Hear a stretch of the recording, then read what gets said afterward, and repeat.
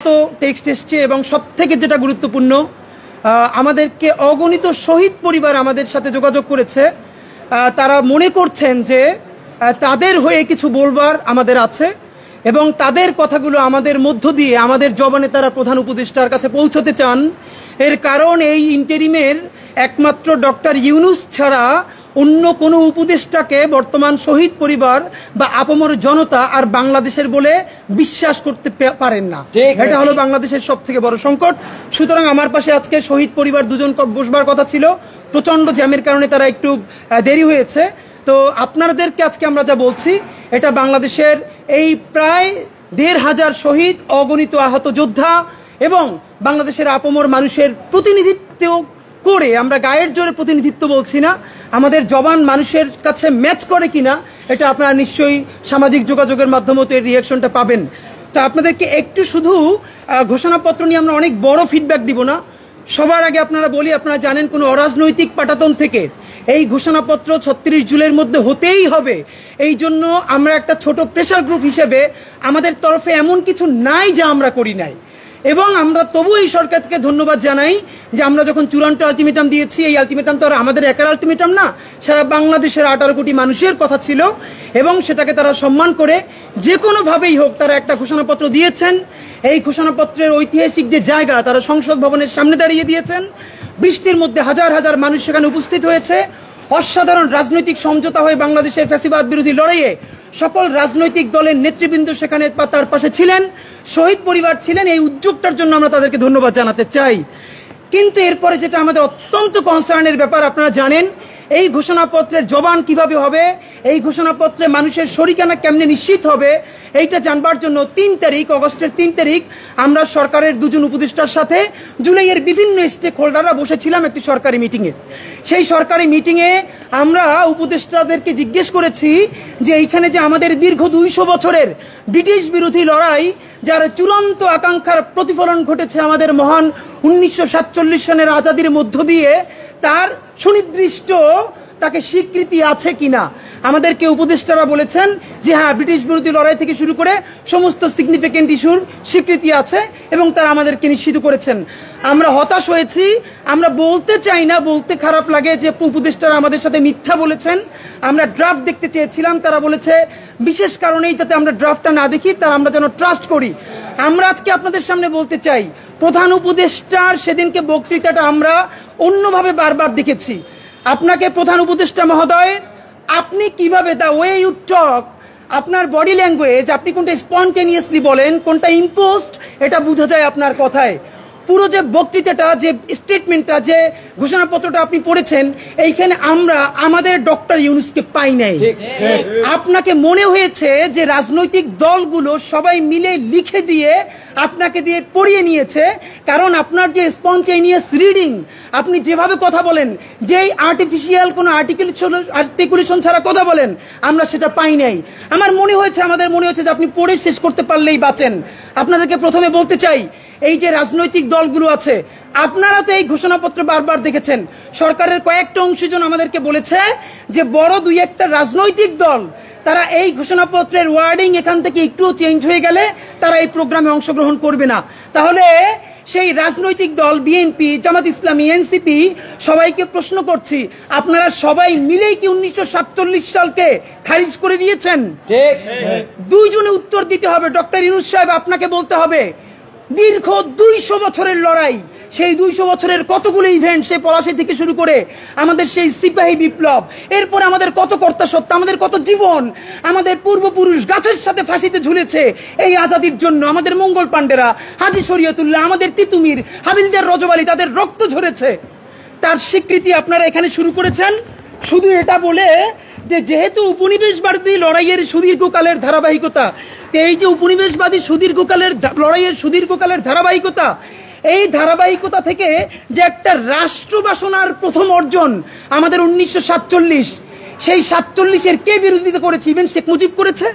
৭১-এর যারা আমাদের হিরো, তারাও কি ১৯৪৭ সালের রাষ্ট্রের কেউ বিরোধিতা করেছে? মুহাম্মদ আলী জিন্নার বোন ফাতেমা জিন্না নির্বাচন করেছেন, তাকে আইয়ুব খানের বিরুদ্ধে জয়ী করবার জন্য শেখ মুজিব দিনরাত 24 ঘন্টা কাজ করেছে। মুহাম্মদ আলী জিন্নাহর মৃত্যুর পরে তারা গড়াগড়ি দিয়ে কেঁদেছে, অসমাপ্ত আত্মজীবনী পড়েন।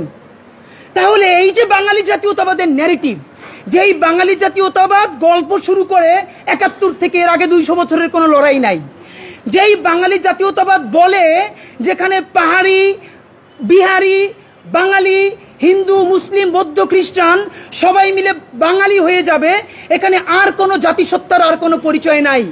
এই যে জাতিবাদী রাজনীতি, সবাইকে বাঙালি করে তোলা, সেই বাঙালি করে তোলবার সর্বনিকৃষ্ট ফলাফল হয়েছে শাহবাগের জঘন্যতম মব।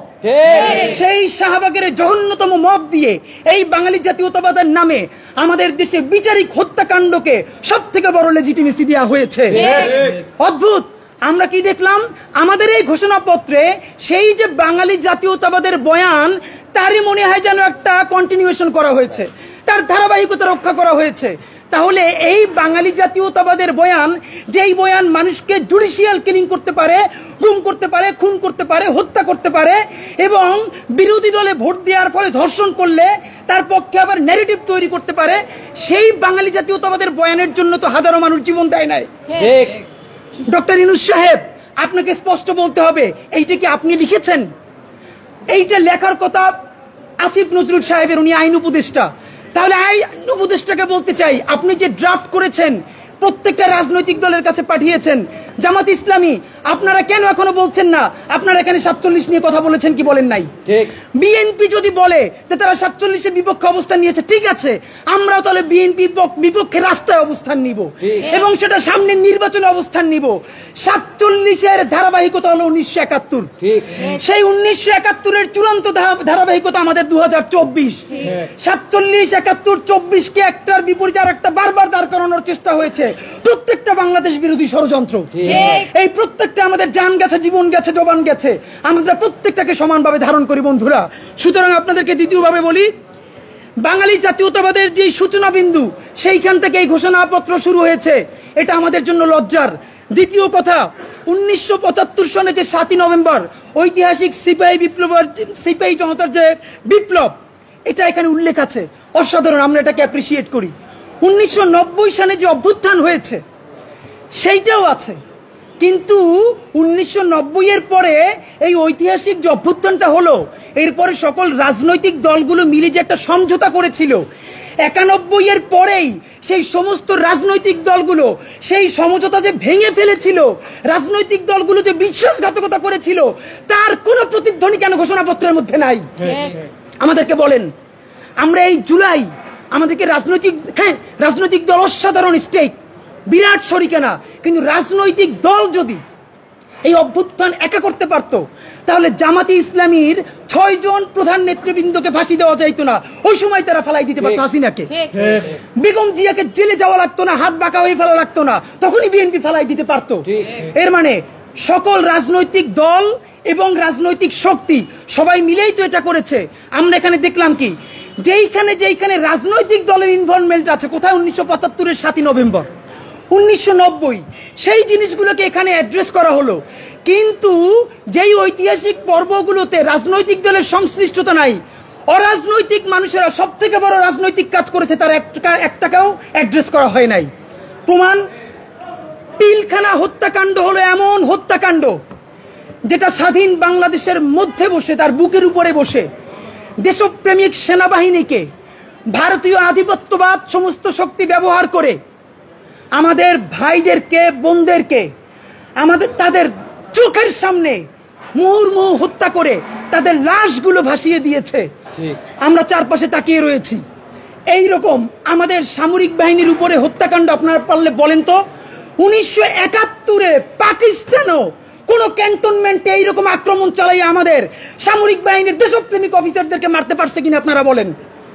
পাকিস্তান আমাদের আর্মিকে যেরকম এইরকম মারতে পারে নাই, ভারত এবং আওয়ামী লীগ মিলে পিলখানায় আমার 57 জন সেনা অফিসারকে জঘন্যতম ভাবে হত্যা করলো, তার স্বীকৃতি এখানে নাই। বলা হয় নাই যে পিলখানা হত্যাকাণ্ডের মধ্য দিয়ে হাসিনা ভারতকে এখানে চূড়ান্ত ভাবে অনুপ্রবেশ ঘটিয়েছে। বন্ধুরা আমার, 2013 সনের শাপলা, মানে এমন ব্যাপার যে আমরা এগুলো নিয়ে এখন বাঙালি জাতীয়তাবাদ হলো এমন ন্যারেটিভ যা আপনি যদি ন্যূনতম মুখে দাড়ি থেকে পাঞ্জাবি থেকে মুখের আগে পরে বিসমিল্লাহ বলেন, অথবা আপনার সারা শরীরে মুসলমানিত্বের ন্যূনতম চিহ্ন থাকে, আপনি মানুষ থেকে মানুষ হয়ে উঠতে পারবেন না।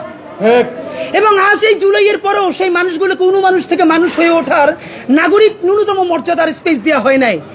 যেই শাপলা গণহত্যায় সারা ঢাকার মধ্যে রাতের আধারে প্রকাশ্য দিবালোককে গুলি চালিয়ে অগণিত মানুষকে হত্যা করা হলো, এবং যেটার মধ্য দিয়ে ফজরের মধ্যে রক্ত ধুয়ে হাসিনা প্রথম শক্তি পেল যে যে কোনো গণহত্যা চালিয়ে ফজরের আগে রক্ত ধুয়ে আবার দেশ চালানো যায়, সেই গণহত্যার কোনো স্বীকৃতি নাই।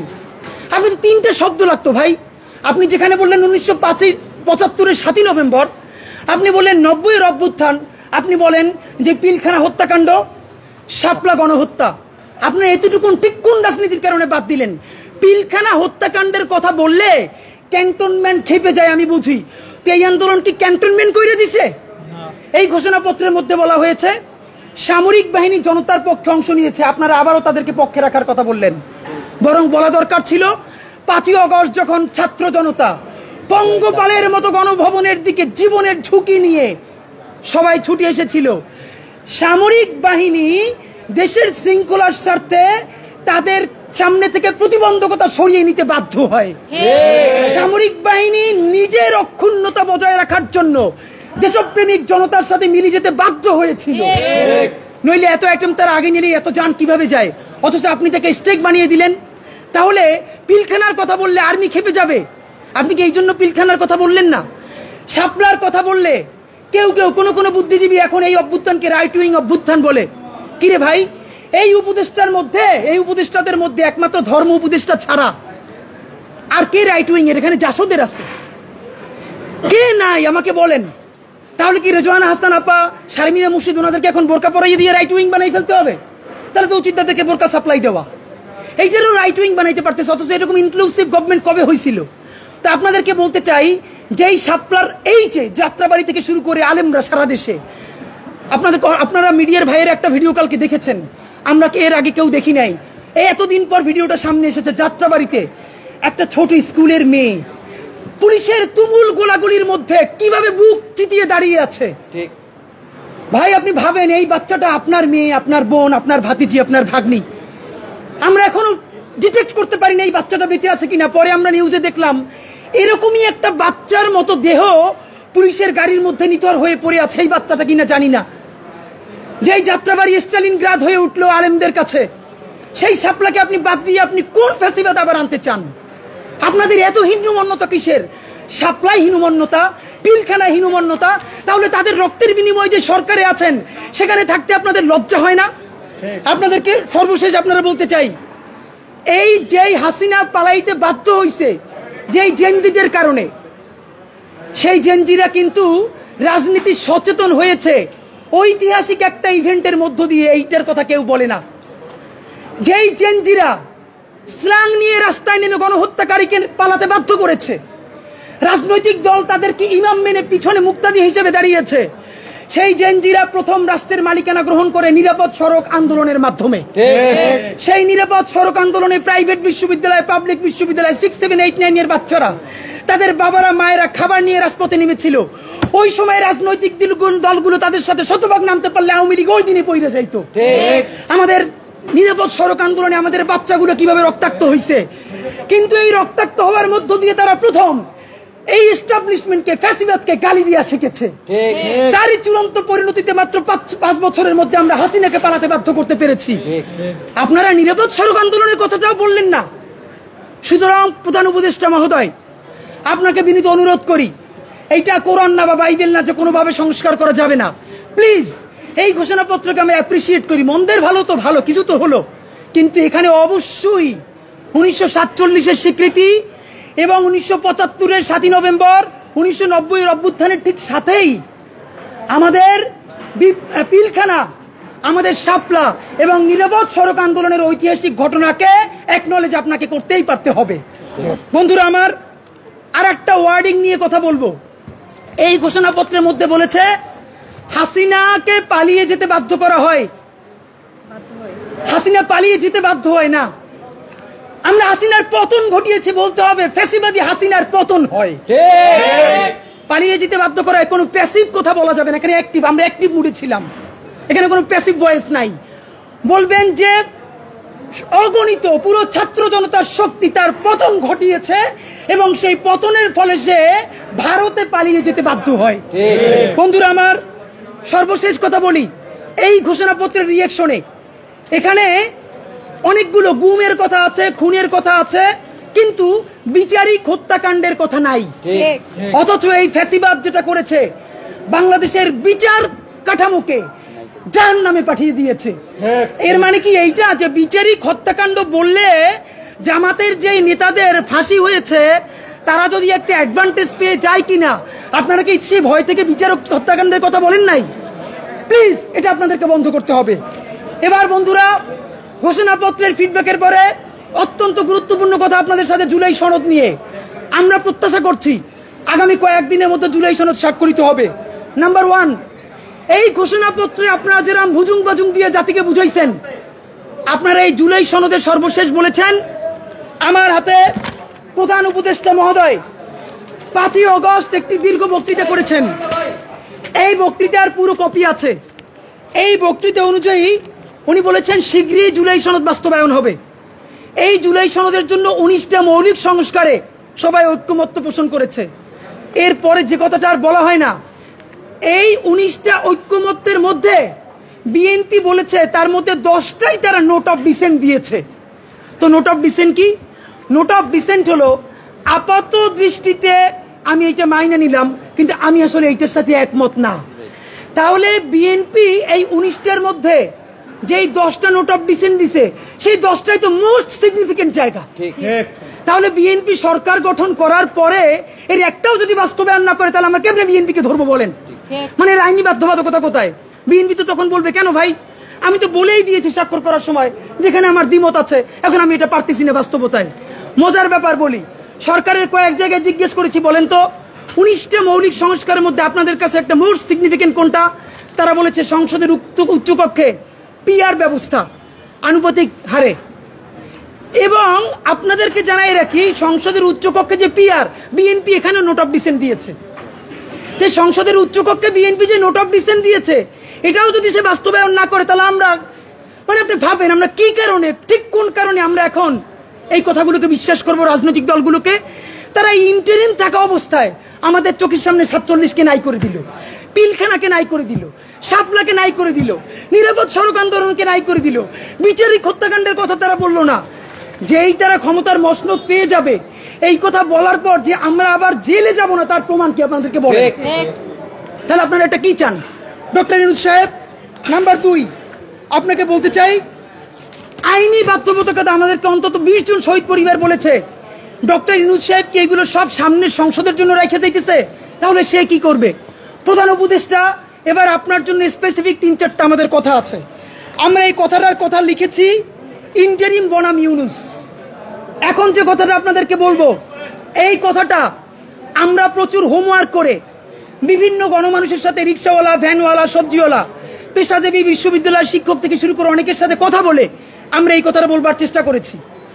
ডক্টর ইউনূস সাহেব, আমরা এখন পর্যন্ত যতদূর বুঝতে পেরেছি আপনার ক্যাবিনেটের অলমোস্ট সকল উপদেষ্টা প্রতিদিন আপনাকে একটা আর্মি কুয়ের জুজু দেখাচ্ছে। আপনি সচিবালয় সংস্কার করলেই আর্মি টেক ওভার করবে, আপনি যদি পিলখানার কথা বলেন আর্মি টেক ওভার করবে। এইটার একটা প্রমাণ কি দিয়েছে? বাংলাদেশের ছাত্র জনতার একমাত্র প্রতিনিধি বানিয়েছে তারা এনসিপি কে। প্রধান উপদেষ্টা কান খুলে শুনে রাখেন, এনসিপি একটা রাজনৈতিক শক্তি, কিন্তু কোটি কোটি জুলাই যোদ্ধাদের একমাত্র মুখপাত্র তারা নয়।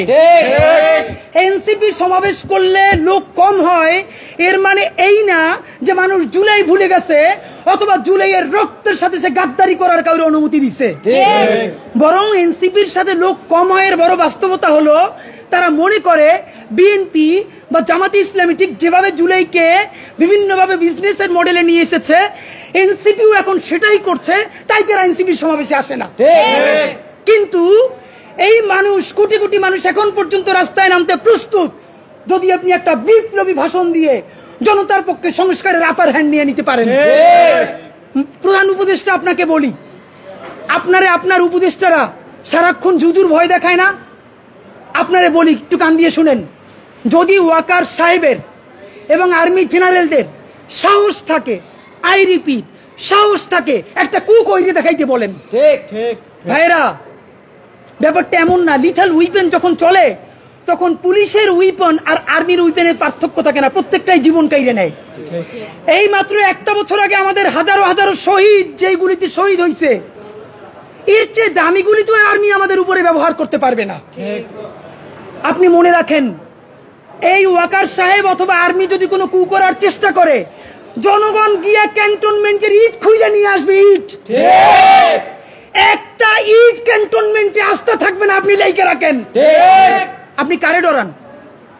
আপনি ভোট নেন। মিনিমাম 100 রিক্সাওয়ালার সাথে কথা বলেছি গতকাল পর্যন্ত, প্রত্যেকে বলে এই উপদেষ্টাদেরকে তারা বিশ্বাস করে না, কিন্তু ইনুস বেড়া ভালো। এর মানে সারা বাংলাদেশের জুলাই যোদ্ধারা, জুলাইয়ের পক্ষের শক্তিরা আপনার মুখটা দেখা এখন পর্যন্ত এই সরকারের একটা হাত ধরে রাখছে। কিন্তু এই উপদেষ্টাদের কেউ কেউ ইতিমধ্যে রাজনৈতিক দল যারা সামনে ক্ষমতায় আসবে তাদের সাথে নেগোসিয়েশন করে কেউ সামনে আইনমন্ত্রী হবে, কেউ অন্যান্য মন্ত্রী হবে, কি কি হবে এইটা পাকাপোক্ত কইরা এখন তাদের জবানে আমাদের ঘোষণাপত্র লিখে দেয়। এখন সেই ক্ষমতায় যারা আসবে সেই দলের মুখপাত্র হয়ে তারা এই সরকারের মধ্যে কাজ করে। প্রধান উপদেষ্টা, আপনার একটা কথা বলি, আমরা আগেও বলেছি এই সরকারের সকল উপদেষ্টার এক পা অন্য দেশে, বিপদ হইলে ভাইগে যাবে, কিন্তু আমরা দৃঢ়ভাবে বিশ্বাস করি আপনি ভাগবেন না।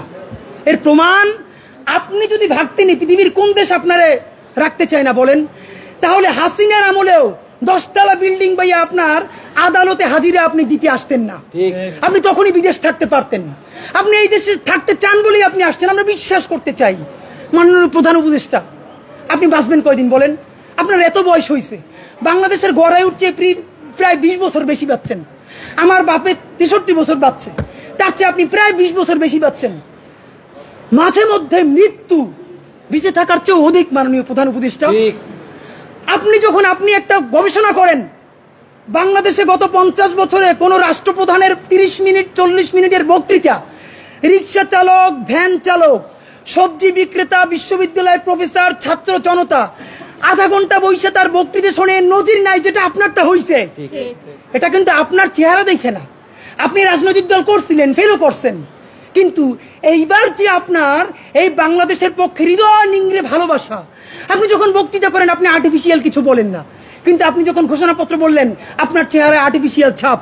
ইদানিং আপনি স্ক্রিপ্ট দেখে দেখে বক্তৃতা করেন, এগুলো আমরা চাই না। মাননীয় প্রধান উপদেষ্টা, আপনার অন্তরে যা আছে, আপনারা যে বাধ্য করে তার কথা বইলে দেন না। আপনারা কি করবে বলেন? আপনার খুন করবে। আপনি প্রায় 80 বছর বাঁচছেন, আর কয় বছরই বাঁচবেন? আপনি কি খাবেন, কি বাঁচবেন? আপনি বরং যদি আপনার আর্মি মেরে ফেলে, আপনার যদি ভারতীয় আধিপত্যবাদ গুলি করে, আপনাকে যদি হত্যা করা হয়, কিন্তু সেই রক্তের বিনিময়ে যদি আপনি শহীদদের রক্তের বিনিময়ে নতুন বাংলাদেশ গড়ে যেতে পারেন, আগামী 1000 বছর বাংলাদেশের মানুষ নামাজে প্রার্থনায় আপনার জন্য শুধু দোয়া করবে। বুড়ো মানুষটা থেকে শুরু করে শিশু আপনার বক্তৃতা শুনে মাননীয় উপদেষ্টা কতক্ষণ জানেন? যতক্ষণ আপনি জুলাইয়ের জবানে কথা বলেন। কিন্তু যেই রাজনৈতিক দলের কাছে কোন ধরনের সংস্কার ছাড়া আপনি নির্বাচনের কথা বলতেছেন, আপনি কি কি বলছেন আপনার একটু পড়িয়ে শুনাই। আপনার ঘোষণাপত্র থেকে অল্প কয়েক জায়গা মার্ক করে নিয়ে আসছি। মাননীয় প্রধান উপদেষ্টা, আপনি বলছেন যে সামনের নির্বাচনে, এবারের নির্বাচন যেন আনন্দ উৎসবের দিক থেকে, শান্তি শৃঙ্খলার দিক থেকে, ভোটার উপস্থিতির দিক থেকে, সৌহার্দ্য আন্তরিকতার দিক থেকে দেশের ইতিহাসে স্মরণীয় হয়ে থাকে, এই সকল আয়োজন করা হবে। মাননীয় প্রধান উপদেষ্টা, 6 মাস বাকি আছে। এই 6 মাসের মধ্যে আপনি এই উদযাপন কেমনে করবেন? নির্বাচন শুরু হইতে পারে না, এর মধ্যে মানুষকে হত্যা করতেছে রাজনৈতিক দল একটা আরেকটারে। তাহলে এই আমলা, এই পুলিশ, যেই পুলিশ রাজনৈতিক দলের ছত্রছায়া আবার হত্যাকাণ্ড ঘটাবে, আপনি তারা দিয়ে কেমনে পারবেন? প্লিজ আপনার এই বৃদ্ধ কাঁধে রাজনৈতিক দলগুলোর বন্দুককে রাখতে দিয়েন না। আপনি না পারলে কুইট করেন, ওরা নিজেরা বুঝে খাক। কিন্তু রাজনৈতিক দলের একমাত্র মুখপাত্র হইয়া বাংলাদেশের মুখপাত্র থেকে আপনি বিদায় নিয়েন না। আপনি নির্বাচনের কথা বলছেন, আমরা খুশি হয়েছি, কিন্তু ইতিহাসের স্মরণীয় নির্বাচন করার রোডম্যাপ কোথায়? বাংলাদেশের রাজনৈতিক দলগুলো আপনার সাথে মিটিং করে সামনে এসে বলে আমরা নির্বাচনের রোডম্যাপ দেখি নাই, আমরা হতাশ। ভিতরে কথা বলার চেষ্টা করলাম, আফসোস রাজনৈতিক দলগুলো এত বদমাশ কেমনি হয় ভাই? ভিতরে তারা একটা বারো ভালো করে কোনো রাজনৈতিক তারা নির্বাচনের ম্যাপ দেয় না। প্রধান উপদেষ্টারে তারা গিয়ে বলে বড় দলগুলা, ওই পেট্রো বাংলার চেয়ারম্যানটা কিন্তু আমাদের লাগবে, অমুক বিশ্ববিদ্যালয়ের ভিসি কিন্তু আমাদের লাগবে, স্বরাষ্ট্র আর জনপ্রশাসন মন্ত্রণালয়ের সচিবটা কিন্তু আমাদের লাগবে। বাইরে এসে বলে আমরা নির্বাচন না দেখে হতাশ, একই দ্বিচারিতা। তো আপনার প্রতি অনুরোধ, এই যে আপনারে বাহিরে এসে বলে যে আপনি নির্বাচন দেন না, আপনি কেন প্রেস মিট করে বলেন না বিএনপি আমার পেট্রো বাংলা চাই, জামাত আমার স্বরাষ্ট্রমন্ত্রী চাই, এনসিপি আমার কাছে জনপ্রশাসন চাই, বলে দেন। ধরেন আপনি বইলে দিচ্ছেন, করবে কি? মারবে। আপনি এমনি একদিন মরে যাবেন, আজীবন বাঁচবেন। আপনি বইলে দেন না, ওদের নেংতে কইলে দেন। রাজনৈতিক শক্তির আমরা পক্ষে, কিন্তু রাজনৈতিক দলের নামে নিপীড়নের পক্ষে আমরা নয়। বন্ধুরা আমার, আপনারা আপনি আরেকটা কথা বলেছেন, এখন থেকে প্রতিদিন আলাপ করুন আপনার এলাকায় ভোটদান ব্যবস্থা কেমন হলে সুন্দর হয়, কেমন হলে আনন্দমুখর হয়, সেটা আগে থেকে ঠিক করার জন্য, নতুন বাংলাদেশের কাজ করার জন্য সেইটি আপনারা প্রস্তুতি নেন। মাননীয় উপদেষ্টা যমুনে বললে হবে না, এলাকায় গিয়ে যদি এই আলাপ শুরু করি, আমার এক পিটাইয়া ছালবাকল উঠাই আবার ঢাকায় পাঠাইবে। ঢাকার এলাকা কিন্তু এক না, এলাকায় সেই পরিবেশ আপনি তৈরি করতে পারছেন? এলাকার ওসি প্রতিদিন এখন বিএনপির উপজেলা সভাপতির ফোন করে ডায়াবেটিসের খবর নেয়। তা আমার কথা যদি বিএনপির বিপক্ষে যায়, আমার কথা যদি জামাতের বিপক্ষে চায়, তারা তো আমার দৌড়ানি দিয়া কি করবে তা তো আপনি বুঝতে পারতেছেন না। প্রধান উপদেষ্টা, মাননীয় উপদেষ্টা, শেষের দিকে আপনার আরেকটা কথা আপনাদের বলা দরকার। আপনি এইখানে খুবই স্পেসিফিকলি বারবার নির্বাচনের যে রোডম্যাপটা দিয়েছেন, আমরা অত্যন্ত খুশি হয়েছি। আপনার হাতে সময় আছে 6 মাস। আপনাকে চূড়ান্তভাবে আমরা কয়েকটা প্রস্তাবনা দিতে চাই। নাম্বার 1, এই 6 মাসের মধ্যে আপনি একটা আপার হ্যান্ড নিবেন। সেই আপার হ্যান্ডের চূড়ান্ত কাজ আগামী 1 সপ্তাহের মধ্যে আপনি ইন্টারিম ভেঙে দেন। এই ইন্টারিমের অনেক উপদেষ্টা এখন সামনে, কেউ বিএনপির, কেউ জামাতের, কেউ এনসিপির মুখপাত্র হইয়া তাদের দলীয় এজেন্ডাগুলো আপনার সামনে রেখে বাস্তবায়ন করবে। এইটা আপনি হইতে দিয়েন না। আপনি অতি জলদি যেই নির্বাচনটা উপহার দিতে চান তার জন্য ইন্টারিম ভেঙে দেন এবং অতি দ্রুত তত্ত্বাবধায়ক সরকার ঘোষণা করেন।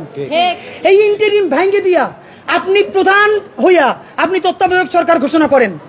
আগামী 6 মাস মাননীয় প্রধান উপদেষ্টা, এটা অনেক অনেক বেশি ইনাফ, মোর দ্যান ইনাফ এই দেশে পাল্টাই দেওয়ার জন্য। আপনি কিছু বিপ্লবী সিদ্ধান্ত নেন। সেই বিপ্লবী সিদ্ধান্তের মধ্যে আপনি 1 নম্বরে বলেন যে এই দলই ক্ষমতায় আসবে ওয়াদা করতে হবে 72-এর সংবিধানকে বাতিল করতে হবে। যেই 72-এর সংবিধানের মধ্য দিয়ে বাকশাল হয়েছে, বিচারিক হত্যাকাণ্ড হয়েছে, সেই সংবিধানকে নতুন সংসদে বাতিল করে জুলাইয়ের ঘোষণাপত্রের আলোকে এবং জুলাইয়ের সনদের আলোকে নতুন সংবিধান রচনা করতে হবে। নাম্বার 2, প্রতিনিধিত্বশীল স্বাধীন পুলিশ কমিশন গঠন করতে হবে। আমরা বলেছি শুধু পুলিশ কমিশন না, কারণ এই পুলিশ যদি জানে আগামীতে বিএনপি ক্ষমতায় আসবে, জামাত ক্ষমতায় আসবে, সে হোমওয়ার্ক কইরা প্রত্যেকটা কেন্দ্র দখল করে ব্যালট ভরে দিবে, কারণ সে জানে তাহলে তার পোস্টিংটা ভালো হবে। সুতরাং আমরা চাই একটা প্রতিনিধিত্বশীল স্বাধীন পুলিশ কমিশন। এটা যদি 10 জনের মেম্বার হয়, 2 জন বিরোধী দল থেকে থাকবে, 2 জন বিশ্ববিদ্যালয়ের শিক্ষক থাকবে, 1 জন শহীদ পরিবার থেকে থাকতে পারে, এই পুরো সরকার থেকে থাকবে 5 জন, বাকি 5 জন অন্য স্টেক থেকে।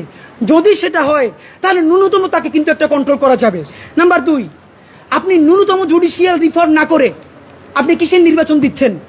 এই যে নির্বাচনে খুন হবে প্রচুর, সেই খুনগুলো নিয়ে তো মামলা হবে।